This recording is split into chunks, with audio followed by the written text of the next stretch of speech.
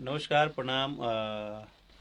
हम बानी राकेश मिश्रा और आप लोग के बता दी कि आज बहुत ही बेहद सौभाग्य के बात बा कि पटना रग रग में दौड़ेला पटना और ये रेडियो सिटी 98.1 एफएम पे 91.1 एफएम पे अभी हम लाइव बानी।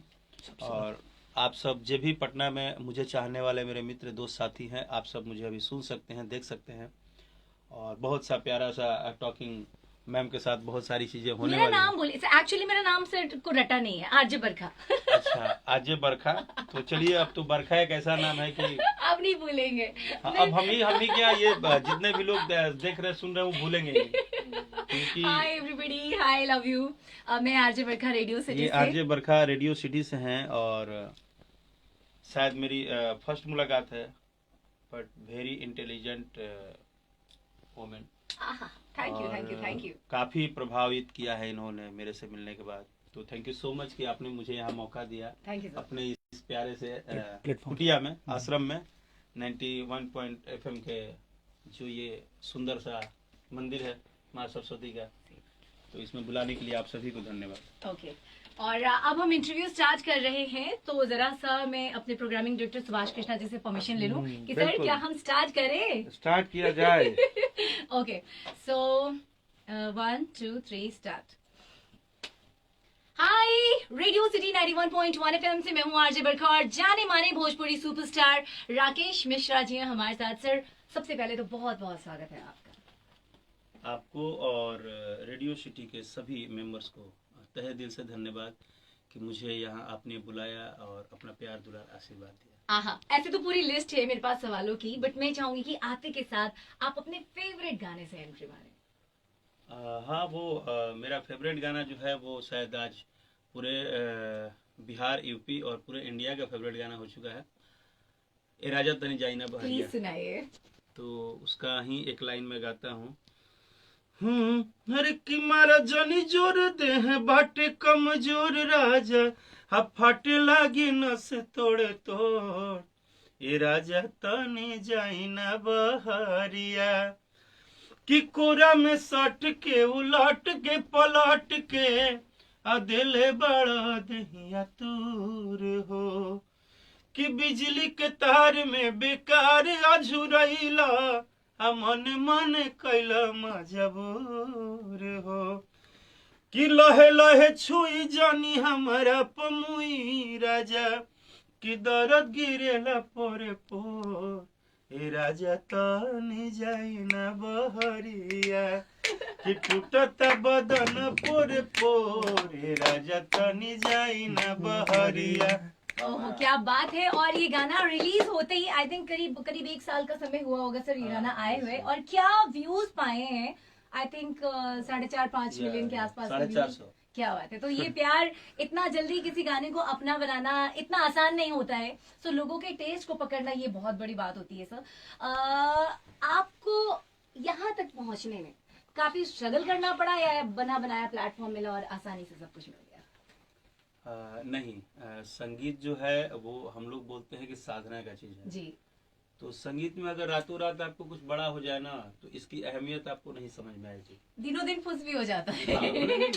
उसकी वो हमारा काम नहीं है, वो जी, उनका काम है, गॉड का काम है। हाँ। बट अगर आप साधना के साथ आते हो तो साधना मतलब ये होता है कि 1 साल 2 साल 10 साल 5 साल आप सीखते हो, आप अपने आप को इम्प्रूव करते हो। तो मुझे जो मेरे संगीत ने मुझे दिया है, जो मुझे माँ सरस्वती ने दिया है जी। वो एक बेटे को जिस तरह माँ थकाती है, दौड़ाती है, उसको बोल्ड बनाती है, उसको मजबूत बनाती है, उसी तरह मुझे लगता है कि सभी करोड़ों श्रोताओं के आशीर्वाद से एक छोटा सा बच्चा धीरे धीरे धीरे धीरे धीरे धीरे। क्या बात है। स्ट्रगल इस शब्द को कितने सुंदर तरीके से सर ने डिफाइन किया कि एक माँ जो है अपने बच्चे को जैसे हर मौसम, हर तरीके के रंग में ढालने के लिए कई बार वो सख्त भी होती है, यानी कि स्ट्रगल करना पड़ा है। कुल मिला के ये कहूँ तो सर, भोजपुरी इंडस्ट्री में आपकी पॉपुलैरिटी, उस पहले गाने की बात करें जब आप एक वेल नोन नेम हो गए, थोड़ा उसके बारे में, वो पहला एहसास, वो पहली बारी कब, वो शुभ घड़ी कौन सी थी? देखिए,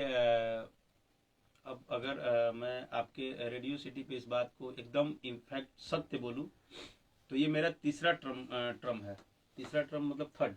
अच्छा पहला चर्चा मेरा हुआ 2008।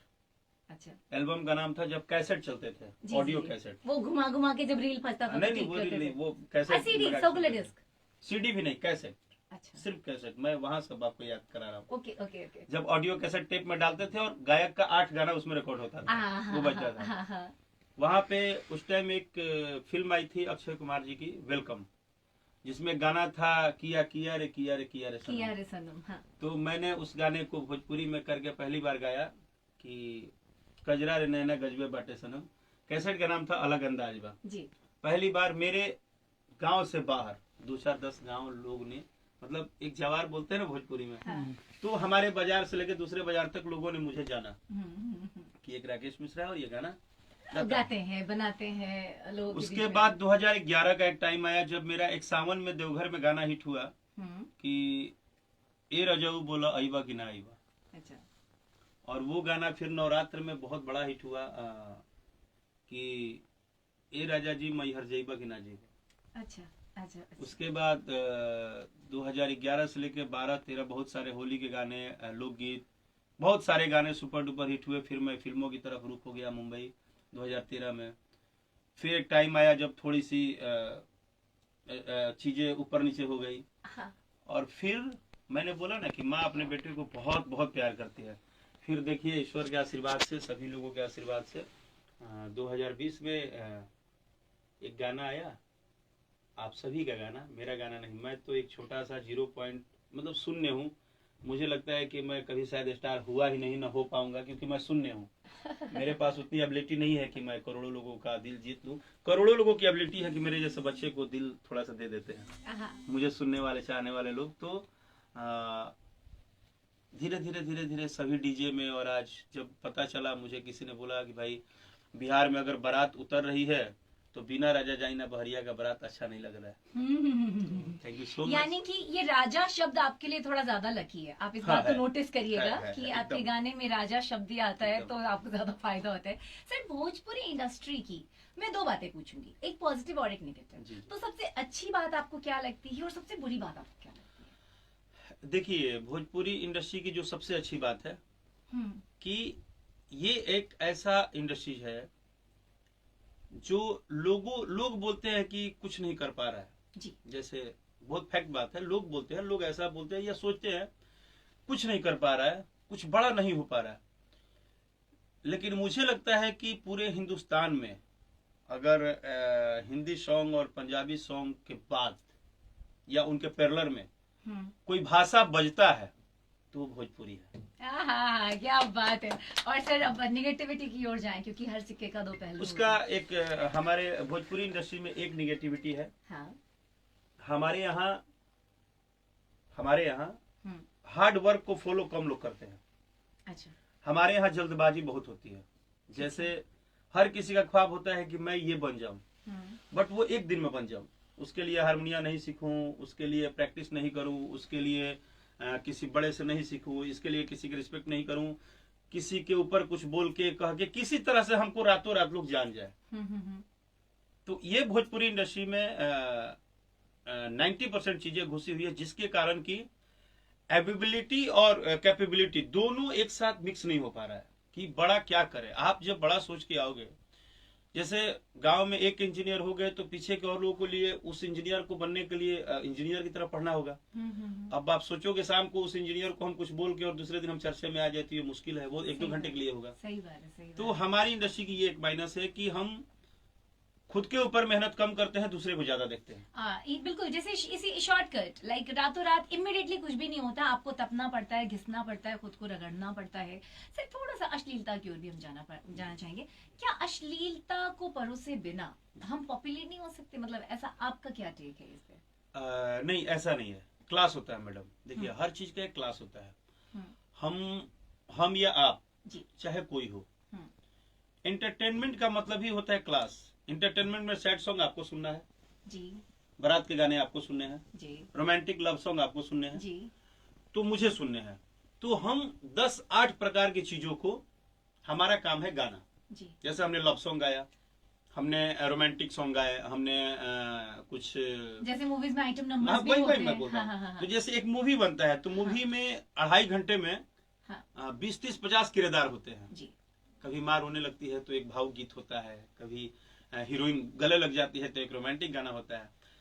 तो ये इंटरटेनमेंट है, इसको आप जिस तरह से जोड़िएगा, जी, जिस तरह से फील कीजिएगा।